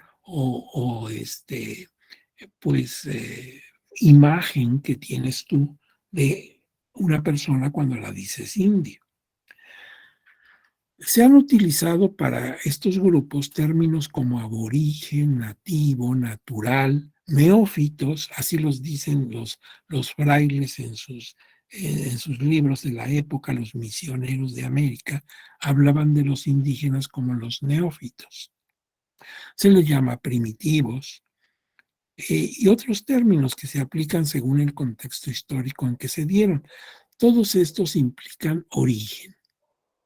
Ante la posibilidad de ser utilizados estos términos en forma peyorativa, en forma ofensiva, ahora se prefiere hablar de personas integrantes de pueblos y comunidades originarias.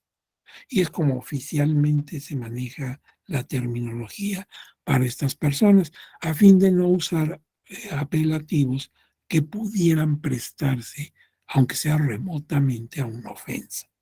De hecho, las diferentes naciones contemporáneas cuentan con pueblos y comunidades originarias. Fíjate, me voy, ¿qué te gusta? Finlandia, me voy a Suecia y ahí hay grupos originarios. Los lapones son pueblos originarios. Entonces, en Japón hay pueblos originarios. En los Estados Unidos hay pueblos originarios. O sea, los pueblos originarios no es un fenómeno de México o de algunas naciones de Latinoamérica. Es un asunto que está ahí latente. Ahora bien, vamos a ver el marco normativo, porque hablan de costumbre, sus usos y costumbres, ¿te acuerdas? Bueno, la costumbre fue la primera fuente formal del derecho. En esta audiencia hay muchos abogados. Algunos no son abogados, pero muchos sí lo son. Y cuando tú estudias derecho, sabes que una fuente formal es la costumbre. También, claro, la ley, también, claro, la jurisprudencia, sí, pero una fuente formal es la costumbre. Y de hecho fue la primera fuente formal. Los pueblos más primitivos lo primero que tuvieron fueron costumbres. No, no leyes, no tenían un parlamento para hacer leyes, ni un tribunal para hacer jurisprudencia. Lo primero que tiene un pueblo, pues es la costumbre. Ahora bien, por eso dice aquí que la costumbre fue la primera fuente formal del derecho. Su origen deriva de una evolución sociológica planteado de la siguiente manera. ¿Cómo surge la costumbre como fuente formal del derecho?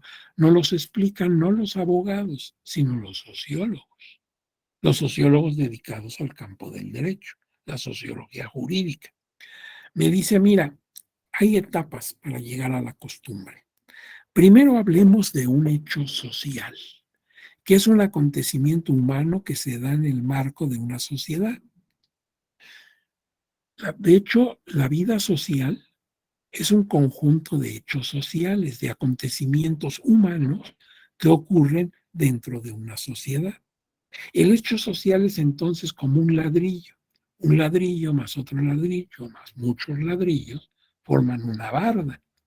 Bueno, pues la vida social sería la barda y el hecho social sería el ladrillo. Un hecho social más otro, más muchos, forma la vida social. Es un acontecer del hombre, es una conducta humana que se da dentro de ese contexto, la sociedad, y dice, puede ser positivo o negativo. Es decir, desde el punto de vista moral, puede ser bueno o malo. Por ejemplo, tú estás tomando ahorita esta clase de diplomado, estás atento a lo que yo digo. Bueno, eso es bueno, es tu superación, tú quieres aprender cosas, en fin. Qué bueno que estemos haciendo esto, moralmente es bueno. Pero en este mismo momento que nosotros estamos viendo esta clase, tú haciéndome favor de poner atención, yo explicándote estas cosas, en este mismo momento están asaltando a una persona en algún lugar de la Ciudad de México, lo cual es un delito. Pero ¿qué crees? También eso es un hecho social, porque es una conducta que se desarrolla en la sociedad. Entonces hay hechos sociales buenos y hay hechos sociales malos, positivos o negativos. Bien, pasamos a la segunda etapa, como si fuéramos subiendo una escalera. Pasamos al segundo escalón y ahora hablamos de hábito. Es una conducta reiterada en una persona y también puede ser positivo o negativo. Si tú te das cuenta, en tu día a día, tú o yo o ella tenemos hábitos. Nos levantamos más o menos a una hora similar entre semana. Vamos a hacer lo mismo, vamos al trabajo, ¿sí? Llegamos y saludamos y empezamos nuestra jornada y a una hora determinada salimos a comer y regresamos al trabajo. Y luego ya termina nuestra jornada, nos despedimos. Y olvídate, es lo mismo el trayecto en el vehículo hasta que llegas a tu casa. Y eso es el lunes y el martes y el miércoles y el jueves. Estamos hechos de hábitos, ¿sí? Hasta nos pueden adivinar. Dicen, no, ahorita no le hables porque ahorita seguramente va en trayecto de su casa a su trabajo. Espérate más o menos a tal hora y es prudente que le hables, porque no te va a poder contestar o no es bueno que lo haga cuando va transitando en su vehículo. Entonces, espérate, ya eres predecible, hasta en tus frases. Yo te puedo decir, cuando tú le dijiste esto, seguro te dijo esto, porque es la frase que siempre tiene. Eres predecible, eres de hábitos. Por eso los trajes que usan los religiosos y las religiosas le llamamos hábito, porque siempre está con su trajecito café y su cinto blanco. Pues ella es un franciscano, entonces por eso se llaman hábitos. Bueno, hábito es lo que tú acostumbras a hacer con regularidad, con insistencia, con reiteración. Y hay buenos hábitos. Por ejemplo, el que seas puntual. Por ejemplo, el que seas veraz. Por ejemplo, el que comas sano. Pero hay malos hábitos. Por ejemplo, que fumes. Terrible, vas a terminar con un cáncer espantoso. Sí, y además contaminas a todos. Que comas comida chatarra, vas a afectar tu salud. Que seas impuntual. Entonces todos tenemos buenos y malos hábitos. Ahora bien, pasamos a uso. Ese sí ya me interesa porque se habla de usos y costumbres. El uso es también una conducta, pero colectiva, reiterada en una sociedad y puede todavía ser positiva o negativa. Por ejemplo, en México acostumbramos ser muy, muy cordiales y muy hospitalarios, ¿sí? Nos desvivimos por atender a las visitas. Y velo tú hasta en tu vida cotidiana. No me invitas, me secuestras. Porque cuando te digo, yo ya estoy cansado y es muy tarde, ya me quiero ir a mi casa. No, espérese que ahorita vienen con los chilaquiles y el mariachi, yo ya me caigo de sueño a la mitad de tu fiesta. Tengo que salir por atrás, así como si fuera un ladrón, ¿verdad? Para que no me interceptes o inventarte alguna mentira. Mañana me operan a corazón abierto, viene mi tía de Chihuahua, en fin, algún cuento para poder salir de ahí, porque no estaba invitado, estaba secuestrado. ¿Quieres llevarle mañanitas al Papa a las 2 de la mañana y que salga al balcón con su sombrero de charro? Y, oye, el señor tiene ya una edad avanzada y acostumbra dormir, pero somos excesivamente amables. Bueno, a lo mejor eso es positivo, porque en otros lugares no son así, son muy fríos, ¿sí? En otros lugares tú dices, soy mexicano, pues, mucho gusto, igual que dijera, soy marciano. Pero aquí no, aquí nos desvivimos. Y si no le entiendo a lo que dice, pues trato de ver si hay alguien que entienda su idioma, nunca lo dejo solo. Somos muy hospitalarios.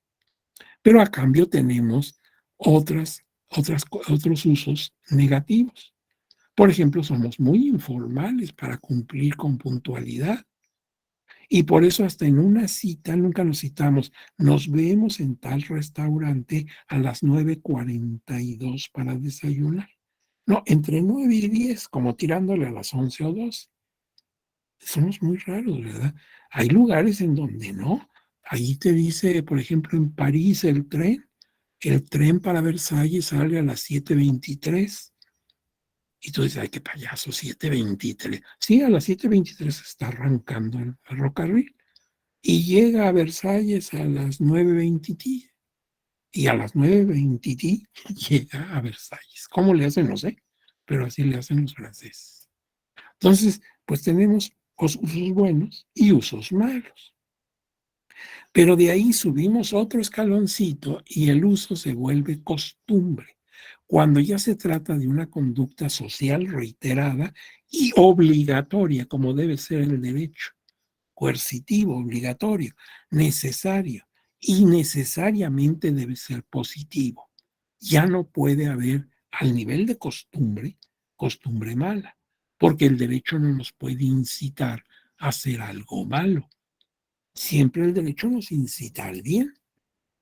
Entonces, fíjate, cuando se habla que los indígenas utilizan usos y costumbres, los usos sí pueden ser todavía buenos o malos. La costumbre ya no, porque ya desde la época de los romanos se decía la bonitas del derecho. O sea, el derecho tiene que ser bueno, éticamente tiene que ser válido. Bonitas, porque es latín, no bonitas. Bonitas son las tardes en Acapulco. No, bonitas. Entonces quiere decir que el derecho te tiene que llevar a una conducta buena. Entonces, esto es importante porque cuando me dice el artículo segundo que estos pueblos se rigen por usos y costumbres, me dice inmediatamente la misma Constitución, pero respetando los principios constitucionales, las garantías de los derechos fundamentales de las personas y el respeto a los derechos de las mujeres. Sí, y tiene parámetros, tiene límites, no hay un derecho absoluto. Entonces no puede ahí aducirse, por ejemplo, golpear a una mujer y que digan, pues yo no sé qué se acostumbre en su comunidad, pero en la mía, pues mi padre le pegó a mi madre y mi abuela, mi abuelo a mi abuela y así hasta donde tenemos conocimiento. Entonces yo le pego a mi mujer, aquí se acostumbra a pegarle a la mujer. No, no, no. Aquí no se acostumbra a nada porque eso no te lo está autorizando la Constitución. A las personas las tienes que respetar. Y es muy claro, incluso respecto de las mujeres. Bueno, sí, se ponen esos parámetros, o sea, no porque sean usos y costumbres vas a cometer un acto antijurídico. ¿Por qué? Porque los usos todavía pueden ser positivos o negativos, la costumbre ya no. La costumbre tiene necesariamente que ser positiva. Bien, los elementos de la costumbre. Las costumbres que los romanos llamaban mores, y de ahí deriva la palabra moral, como fuente formal del derecho tiene dos elementos formativos.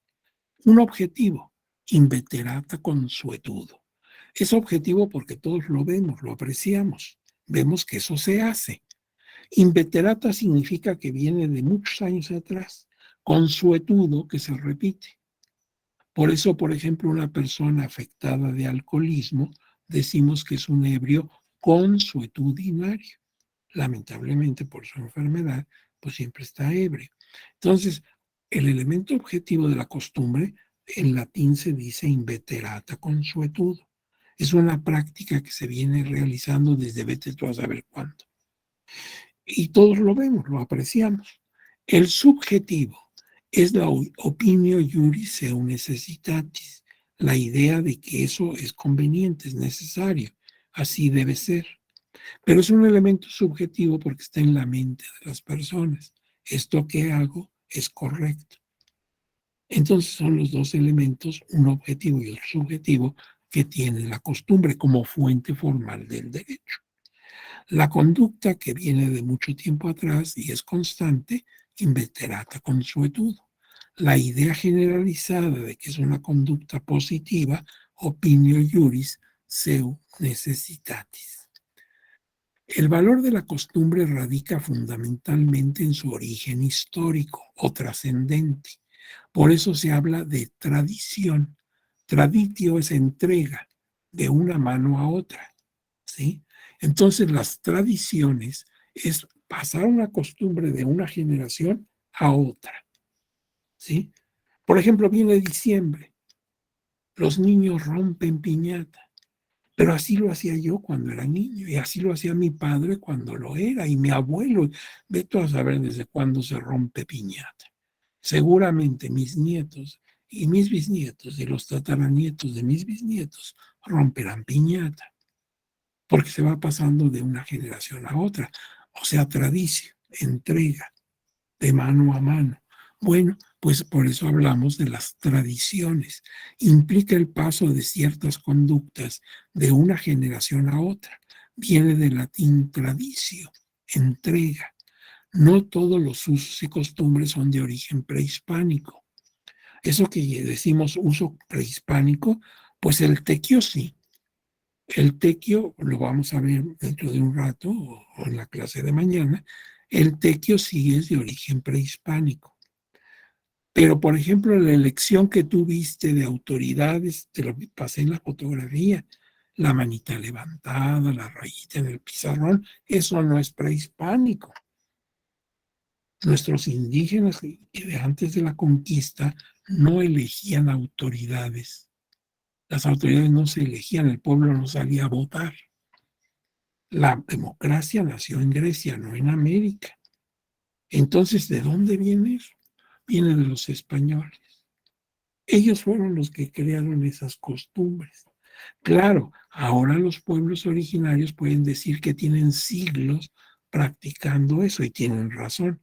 Lo que estamos aclarando es que no es prehispánico, es hispánico.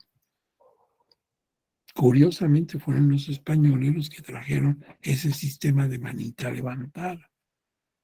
Bueno, entonces hay que, dentro de las costumbres y usos indígenas, hay que distinguir unos que sí tienen raíz prehispánica, el tequio, y otros que no, la elección de autoridades.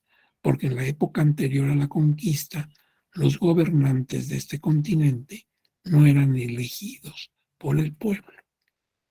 Pero de esto hablaremos mañana. Límite constitucional a la aplicación de usos y costumbres.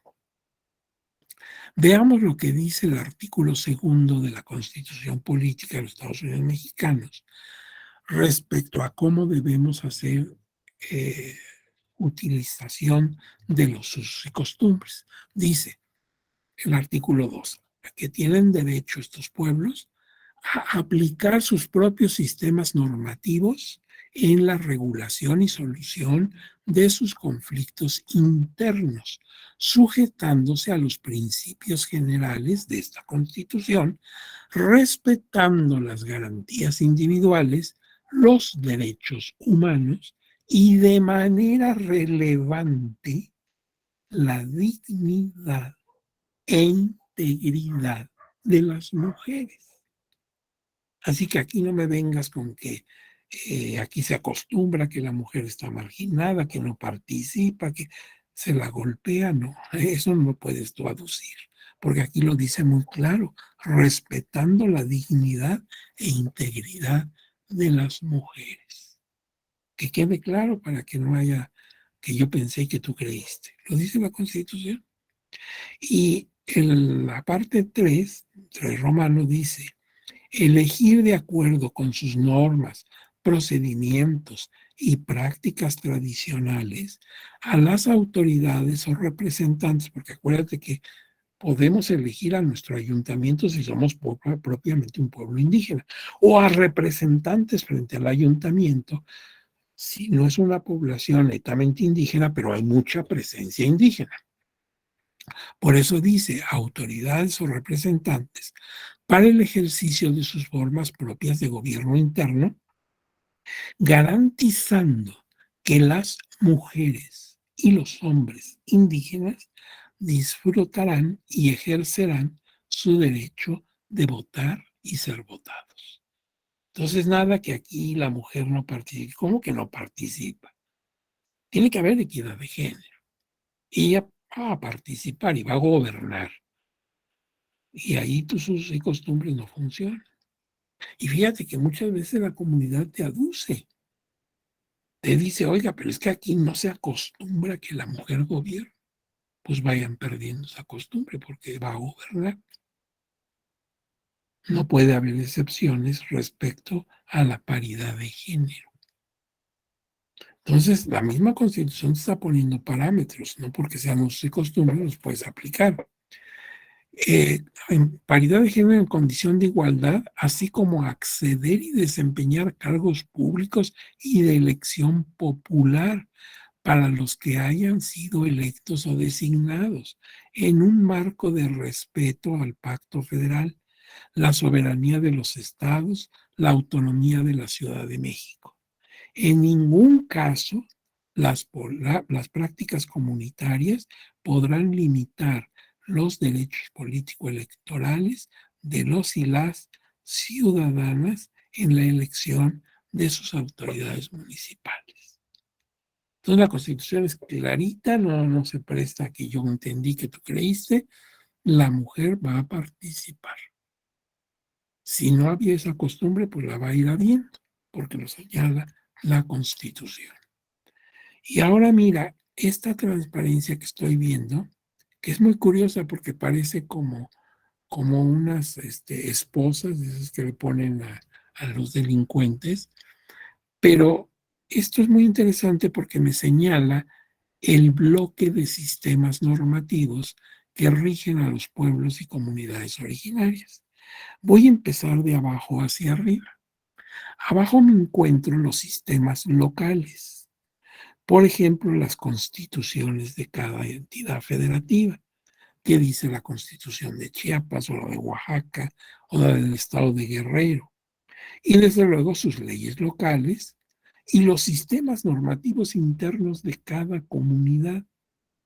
Porque cada comunidad, incluso del mismo pueblo, en este y en el de enfrente ya cambian los usos y costumbres. Por ejemplo, los dos pueblos son de origen huichol, pero aquí hay esta costumbre y nada más atraviesas la calle o el río, ya está otro municipio y es otra idea. Entonces son los pueblos indígenas originarios que tienen sus normativas internas. Ahora subo de nivel, me voy al sistema nacional. Y entonces me encuentro la Constitución Política de los Estados Unidos Mexicanos, artículo segundo, y me encuentro la Ley General de Derechos Lingüísticos de los Pueblos Indígenas y leyes generales en materia electoral, y desde luego la jurisprudencia del Tribunal Electoral, que ya dijimos es muy importante. Ahora subo de nivel, otro escalón, al sistema interamericano y tengo la Declaración Americana de los Derechos y Deberes del Hombre. Y me encuentro la Convención Americana sobre Derechos Humanos, el famoso Pacto de San José, del que México es firmante y ratificante. Y entonces ya forma parte de su sistema normativo. Y todavía subo otro peldaño y ya estoy al nivel universal y me encuentro la Declaración Universal de Derechos Humanos de la ONU, el Pacto Internacional de Derechos Civiles y Políticos y las decisiones del Alto Comisionado de Derechos Humanos, que tiene una representación en cada país, incluso en México. Y me encuentro la Declaración de las Naciones Unidas sobre los Derechos de los Pueblos Indígenas y el convenio número 169 de la Organización Internacional del Trabajo, la OIT, sobre pueblos indígenas y tribales en países independientes, que no son todos los documentos internacionales de que podemos hablar, pero son algunos muy importantes. Entonces, fíjate, en esta lámina, como de una manera muy objetiva, he visto cómo partí de mi estado, por ejemplo, Chiapas, y fui subiendo al sistema de todo el país, al sistema interamericano y finalmente al sistema universal. Y en cada uno me encontré documentos que protegen, que respaldan, que dan base al reconocimiento de los derechos de los pueblos originarios. Bien, nuestra institución, el Tribunal Electoral del Poder Judicial de la Federación, tiene ahora dentro de su estructura interna una defensoría pública electoral para pueblos y comunidades indígenas. Así de importante ha llegado a ser el tema para el tribunal. Esta defensoría es un organismo auxiliar de la Comisión de Administración del Tribunal. Tiene independencia técnica y autonomía operativa. Es encargada de prestar gratuitamente los servicios de defensa y asesoría electorales en favor de los pueblos y comunidades indígenas y personas que los integran. De manera que cualquier persona de estas comunidades puede allegarse a esta defensoría y pedirle orientación y, si es el caso, incluso que tramite la defensa de sus derechos. La defensa electoral consiste en la representación y o defensa de los derechos político-electorales ante las salas del tribunal. Ofrece en línea, o sea, también se pueden meter en computadora, fotos, videos, audios y folletos informativos tanto en español como hasta ahorita en 13 lenguas indígenas. Hay muchas otras que no están, pero bueno, ya en 13 lenguas indígenas de las más habladas en estas comunidades. Y aquí aparece el portal donde se puede uno meter para consultar. Entonces, las personas de los pueblos originarios tienen este apoyo institucional del propio tribunal. Y cualquiera de nosotros, aún no siendo de las comunidades indígenas, pues conviene que lo visitemos, conviene que veamos sus publicaciones, todo lo que ahí van señalando. Ahí aparece una pestaña dedicada solo a tesis y jurisprudencia que el tribunal ha emitido en torno a los pueblos indígenas. Que te digo, es un material muy rico, muy amplio, y ahí puedes ver todo lo que los criterios que ha enderezado el tribunal para la protección y eficacia de los derechos político-electorales de estas personas. Entonces, es un gran avance. Esto es institucional. Y bueno, vamos a hablar ya de los derechos político-electorales de los indígenas. Así ya en materia político-electoral, a qué tienen derecho y demás. Pero pues ahorita faltan 11 minutos para que termine la clase. Y entonces, bueno, vamos a dejar de compartir si ustedes están de acuerdo. Y y en la sesión para que puedan ustedes plantear, si es que hay algunas preguntas o algunos comentarios, porque muchos de ustedes, por sus actividades profesionales, trabajan en organismos electorales, en partidos políticos, etcétera, y pues han visto muchas cosas. Entonces, a lo mejor no es tanto una pregunta, sino quieran ustedes aportar algún comentario interesante. Bienvenido. Entonces, con la venia de ustedes voy a dejar de compartir para que demos paso a lo que tradicionalmente se llama sesión de preguntas y respuestas. Bueno, pues en ese sentido, estamos atentos a lo que ustedes nos quieran decir o preguntar. ¿Hay algún comentario? ¿Qué les parecieron las fotos? Porque ahí vemos cosas muy curiosas, ¿verdad? Hasta un amigo que tenía levantados sus dos brazos. Te digo, yo pienso que lo hizo por entusiasmo, no para que contara doble su voto, pero pues para quien lo está contando sí le costaría trabajo, porque ya en medio de la multitud, pues no alcanza a ver que es la misma persona. Pero en fin, son formas de votar. Fíjense que cuando yo digo que nuestros países prehispánicos, naciones prehispánicas, no elegían sus gobernantes, si ustedes conocen mucho la historia de México, me podrían decir, oiga, pero por ejemplo, el Tlatoani azteca, al rey de los aztecas, lo elegía un consejo. Pues sí, el Tlatocaltzin elegía al nuevo Tlatoani, pero ¿quiénes formaban ese consejo? Lo formaban 4 calpuleques, 4 jefes de barrio. En Tenochtitlan había 20 calpules, y de esos 20 cada uno tenía un calpuleque, un jefe de barrio. Entonces se escogía unos 4 calpuleques y esos formaban parte del consejo. Pero también el sumo sacerdote, ¿sí? El Tenochca, el gran sacerdote, un representante de los caballeros Águila y Jaguar, o sea, eran órdenes militares.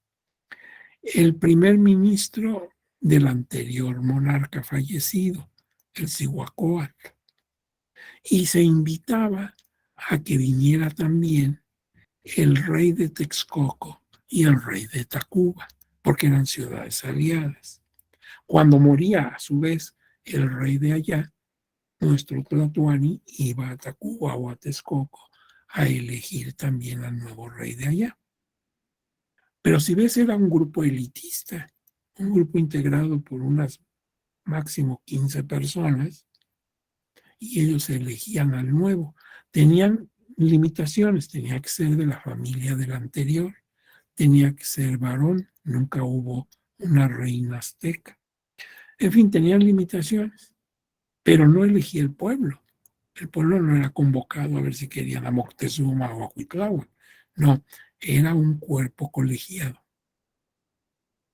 Entonces no se puede hablar propiamente de una elección democrática. Sí, era una designación. Y en casi todos los pueblos, pues era precisamente otra la manera de que llegaran al poder los caudillos. En América del Sur, que me referí, en la zona de la Patagonia, ahí se acostumbraba que las personas que podían ocupar un cargo de caciques, porque eran pueblos guerreros, se pusieran en cuclillas al rayo del sol y sosteniendo sobre sus hombros un tronco. Y el que aguantara más ese era el elegido. Imagínate que hoy tuviéramos un sistema así. ¿Quieres ser gobernador de Zacatecas? ¿Quiénes son? Uno, dos, tres, cuatro. Bueno, todos de cuclillas aquí en la plaza principal. Les damos un tronco de árbol y a ver quién se cansa al último. Pues habrá algunos que se vayan a insolar y se desmayen, habrá otros que ya francamente no aguanten, pues descartados. Y el último, el que estuvo 4 días ahí, ese gana. Qué interesante, ¿verdad? Qué manera tan rara. Pero como tú ves, ahí no hay democracia, simplemente hay una prueba física a la que se somete.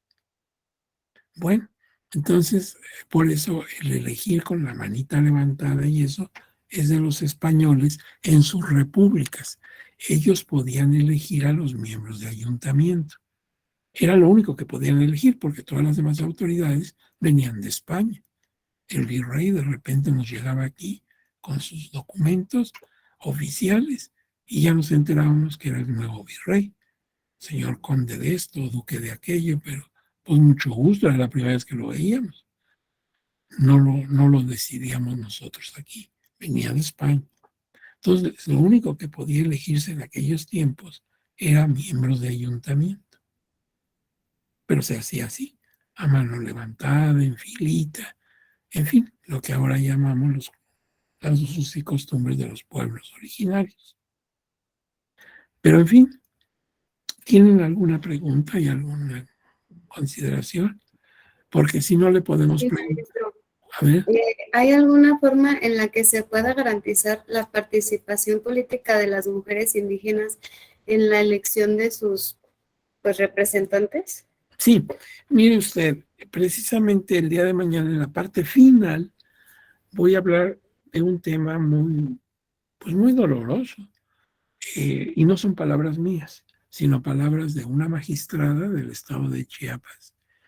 Y nos da datos de asuntos que se han llevado a cabo para que participen las mujeres y además también ocupen sus cargos si resultan electas. Pero de entrada, desde ahorita le puedo manifestar que el tribunal no solamente se preocupa de que participen, sino de la validez de la elección. Cuando se demuestra que no hubo participación de las mujeres de la comunidad o de otros grupos de la comunidad, se anula la elección. Porque no crea que nada más las mujeres son las que las marginan. Ya ve que un municipio está formado por la cabecera, pero tiene otras comunidades, rancherías, delegaciones, etcétera, pequeñas poblaciones apartadas. Y a veces hay rencillas. Los de la cabecera no quieren a los de la ranchería fulanita. Tienen rencillas de tiempo atrás y no los convocan, les dificultan que participen. Cuando eso se comprueba, se anula la elección. Y desde luego también, si se observa que no hubo participación femenina, anulado. Y entonces, pues a veces incluso la mujer llega a obtener cargos de elección y no se les quiere dar posesión. O ya tomada el cargo, le dificultan su desempeño. Por ejemplo, no le dan acceso a oficinas, no le dan acceso a la papelería, no la convocan a juntas del ayuntamiento, al cabildo. Y cuando eso se comprueba, pues se considera como violencia de género y también tiene consecuencias. Ok, perfecto. Entonces mañana vamos a ver más a profundidad Más a profundidad, incluso vamos a ver qué nos dice esta señora magistrada, pero ya con datos concretos. Excelente, gracias. Muy bien. Pues miren, este ingeniero todavía está con nosotros, el ingeniero Galván. No sé si aún esté con nosotros el ingeniero Galván o no nos escucha, está teniendo alguna otra cosa. Pero faltan Estoy, 2 doctor. minutos. Lo que pasa es que estaba aquí un poquito distraído con Claro. unos correos. ¿Qué pasó, doctor? Dígame. Pues, ingeniero, creo que no hay preguntas. No sé si usted en el chat tenga alguna. No, todo bien. Cuando usted no le indique, doctor, usted me Pues si dice. quiere damos por cerrado, ¿verdad? Nos vamos de pinta 2 minutos y Muy bien. nos vemos mañana. Me dio Claro que sí, muchísimo doctor. gusto saludarlo, ingeniero. Igualmente, un saludo a todos. Considérese bien y estamos en comunicación. Bien, doctor. Deseo a cada una de las personas aquí reunidas que tengan una jornada excelente, mucho éxito y cuídense mucho. Todavía no nos podemos confiar. Todavía hay que tener precauciones.